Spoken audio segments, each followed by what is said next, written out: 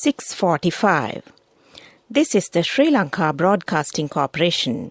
The news edited by J. Ogaraj and read by Geethanjali Ramanayaka. The headlines. The Health Ministry has tightened the travel restrictions as the people are trying to go out of their districts during this long weekend. The government plans to implement the travel restrictions strictly during these days. Daily count of coronavirus cases reached 578 yesterday.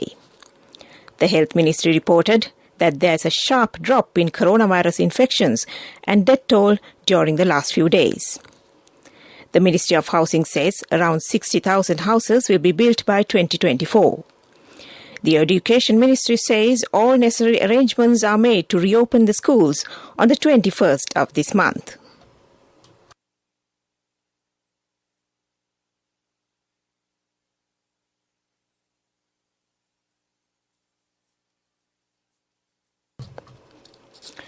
The Health Ministry reported that another 125 persons have tested positive for COVID-19 today, increasing the daily count of new coronavirus cases to 578 yesterday.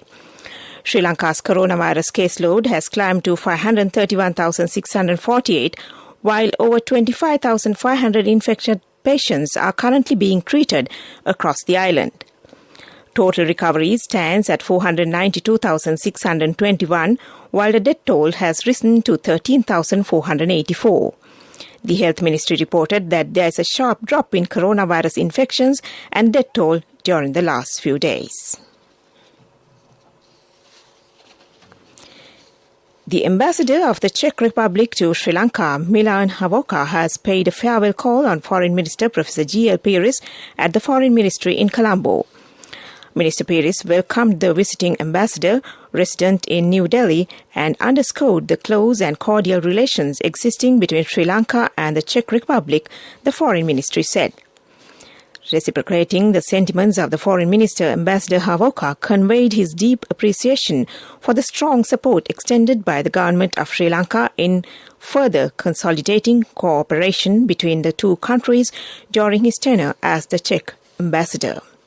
The meeting entailed discussion inter alia on the potential for expansion of trade, investment and tourism ties between Sri Lanka and the Czech Republic. Regional and multilateral issues of relevance were also discussed, the release said. The two sides agreed on the further expansion of bilateral cooperation in a manner suitable to contemporary requirements.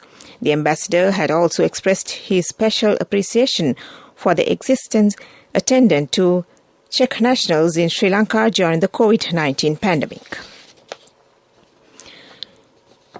The Education Ministry says all necessary arrangements are made to reopen the schools on the 21st of this month. The ministry has made arrangements to clean the school premises with the support of the school staff. The teachers and the principals also have extended their support for this purpose. This news comes to you from the Sri Lanka Broadcasting Corporation. Secretary to the Ministry of Agriculture, Dr. Udit K. Jayasinghe says, since the government introduction of organic fertilizer initiative, the farmers island-wide are in a dilemma. They are on the fear whether the government would supply the organic fertilizer on time. He said that in many occasions, previous regime also failed to provide chemical fertilizer on due time. In some occasions, there had been reports on giving substandard chemical fertilizers that have caused several ecological and environmental havoc to the island, he added. He assured the present government is ready to provide all the farmer necessities, including fertilizers on time, and trying its best to boost their economy.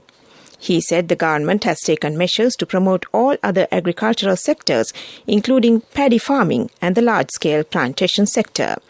The Secretary to the Ministry also said that the first consignment of fertilizer for the season will arrive in Sri Lanka from India next Tuesday. The Tourism Ministry says more than 7,000 tourists have arrived in Sri Lanka within the first 2 weeks of this month. The ministry said the industry, which was collapsed due to the COVID-19, is now gradually recovering. It added a total of 7,096 tourists have arrived in the island from October 1st to the 13th of October. Tourism Minister Prasanna Rantunga said that with the easing of travel restrictions, there is a growing tendency for more tourists to visit the country. The minister also said that the necessary promotional programs are being implemented to attract more tourists within the next 2 months. At present, 5,786 tourist hotels were registered with the authority, the ministry said. It was also reported most of the arrivals were from India, Kazakhstan, Germany, Ukraine, the United States, China, Canada, France and Russia. And that ends local news for now. A mother knows the pain of each member of the family. Siddhalepa, the trusted relief for aches and pains. An effective therapy for relief from cold, sneezing, flu, headaches, swelling due to toothaches, rheumatic, discomforts and muscular aches and pains. Siddhalepa, the Vidya Mahatmya in every home. The main news story is brought to you by Siddhalepa Vidya Mahatmya. The Health Ministry has tightened the travel restrictions as the people are trying to go out of their districts during this long weekend. In order to control the vehicle movement, the government plans to implement the travel restrictions strictly during these days. The public is advised to follow the travel restrictions. And that was the main news story. The main news story was brought to you by Siddhalepa Vidya Mahatmya. Brush your teeth twice a day for healthy teeth and gums. Supiriviki and Kakulu, your trusted brands in oral care for many years. Supiriviki Ayurvedic toothpaste for adults. Kakulu Ayurvedic toothpaste for kids. 9 Ayurvedic ingredients of Supiriviki will protect your teeth and strengthen your gums. Supiriviki and Kakulu, products from Siddhalepa. And now in Watch Light. Specialist Dr. Varuna Gunathilaka says it's important for the post-COVID symptomatic patients to have physical and mental rest for a few days. The patients who show symptoms even after 4 weeks of COVID infection should take this precaution, the doctor added. Dr. Varuna Gunathilaka made these remarks at a media conference held recently at the Health Promotion Bureau. He also advised such patients not to spend much on unnecessary medicines and medications for this purpose. And that was Watchlight. World News. Headlines. Sudan protesters demand military coup as crisis deepens. Kerala floods, dozens missing in deadly India disaster. World news in detail now. Opponents of Sudan's transition to democracy took to the streets of Khartoum on Saturday to call on the army to take control of the country. Several thousand demonstrators gathered outside the presidential palace as the country's political crisis deepens. Military and civilian groups have been sharing power since the toppling of President Omar al-Bashir in 2019. However, tensions have grown since the coup attempt attributed to followers of Mr. Bashir was foiled in September. At least 26 people have been killed in floods in southern India after heavy rains caused rivers to overflow, cutting off towns and villages. 5 children are among the dead. There are fears the death toll could rise further as many people are missing. Several houses were washed away and people became trapped in the district of Kottayam in Kerala state. Video from the area showed bus passengers being rescued after their vehicle was inundated with flood water. A notorious gang is behind the kidnap of a group of North American missionaries near Haiti's capital, Port-au-Prince, officials say. The 5 men, 7 women and 5 children were returning from a visit to an orphanage when they were abducted on Saturday. Officials say they are being held by the 400 Maozo gang, also blamed for the kidnap of Catholic clergy in April. Haiti has one of the highest rates of kidnapping in the world. Back to the headlines of the world news. Sudan protesters demand military coup as crisis deepens. Kerala floods, dozens missing in deadly India disaster. And that ends World News. And now in development news. The Ministry of Housing says around 60,000 houses will be built by 2024, out of which 40,000 houses will be built for low-income earning families. The remaining 20,000 houses will be allocated to middle-income families. In parallel to this project, further 10,000 houses will be built, focusing 100 houses in every town. And that was Development News. Sports news. Sri Lanka will take on Scotland today at a pre-qualifying match which will begin at 7:30 p.m. Sri Lankan time. The match will be played at Abu Dhabi Cricket Grounds. And that was Sports News.